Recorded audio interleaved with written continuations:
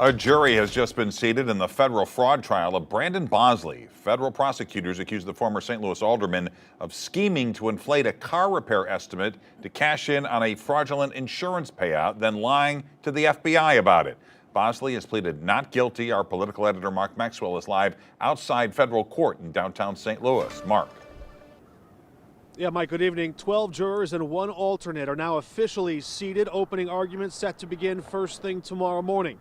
When they take their seats, jurors are likely to hear this quote from then Alderman Brandon Bosley, caught on a recorded wire, saying, quote, "Mark that thing all the way up, see what it is we can do. I'll throw you a few $1,000s and bleep that insurance company."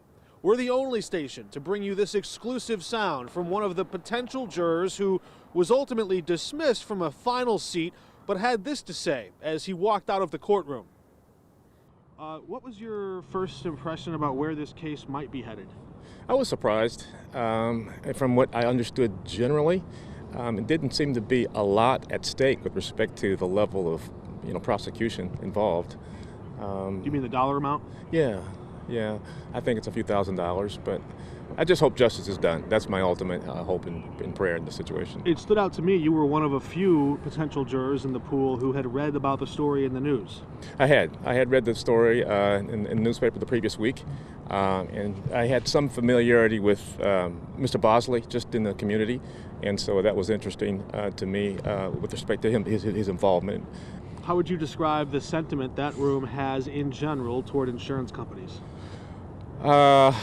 A lot of people have had claims, and people have had good experiences, but a lot of people have had less than favorable insurance experiences with insurance companies, and so I don't guess the insurance company is going to be in the most favored position with respect to this prosecution.